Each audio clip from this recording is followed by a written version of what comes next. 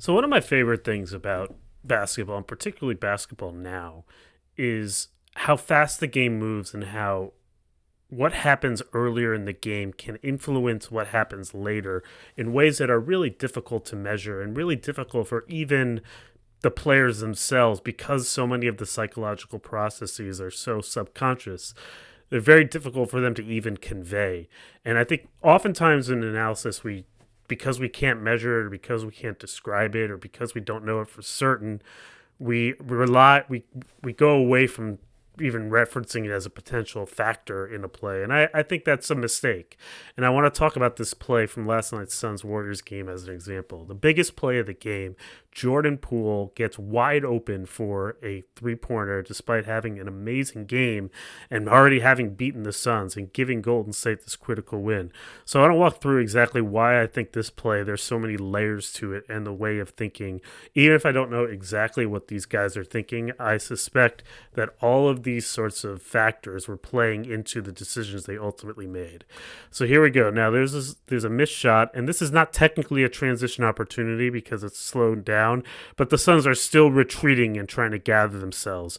And I want to go back real quick because I missed the thing that actually happened.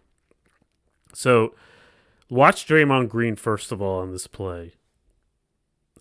He's already pointing right there to Jordan Poole to come and go screen for Steph Curry. One of the things that he's noticed is that DeAndre Ayton is stuck guarding Jordan Poole. Now, normally this would be a pretty easy switch if Jordan Poole gets there and sets the screen. But Draymond knows that if that were to happen, then they would just pivot into what is a double drag screen and expose Ayton anyway with a Steph Draymond screen and kind of get Ayton in the action anyway that way. So he has Jordan Poole come in there to see exactly how the Suns will respond. And the Suns kind of outthink themselves on this play in a way that the Warriors exploit.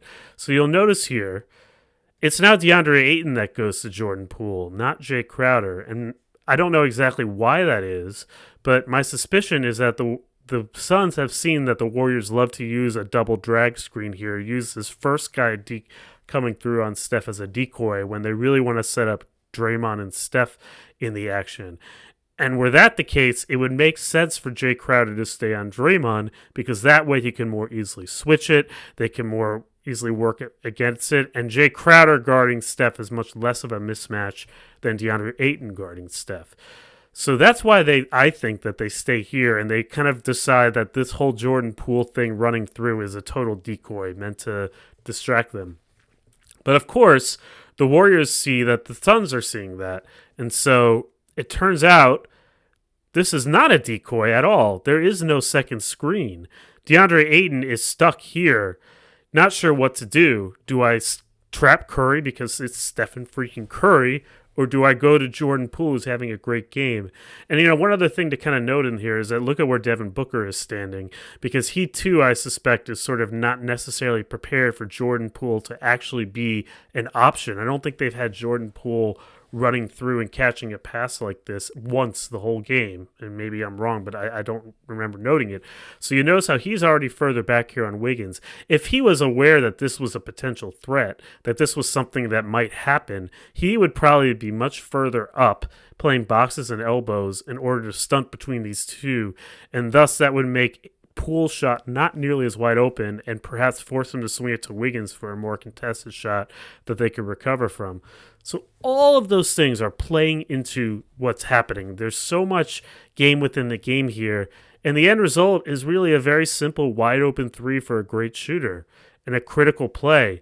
But when you consider all the thoughts that are going through it and all the different levers that have caused that play to result to the way it did, it's really hard to just sort of take that play and analyze it on its own. You can't just sort of wonder, like, oh man, what's DeAndre Ayton thinking? Like, what was going through their head?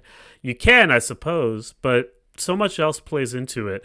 And basketball plays out so quickly, so fluidly, that there's no time for the players themselves to actually process all the things that we're thinking, all the stuff that I'm kind of talking through in time to make totally 100% informed decisions. They have to sort of guess based on other factors and based on their instincts. And sometimes their instincts don't always work out.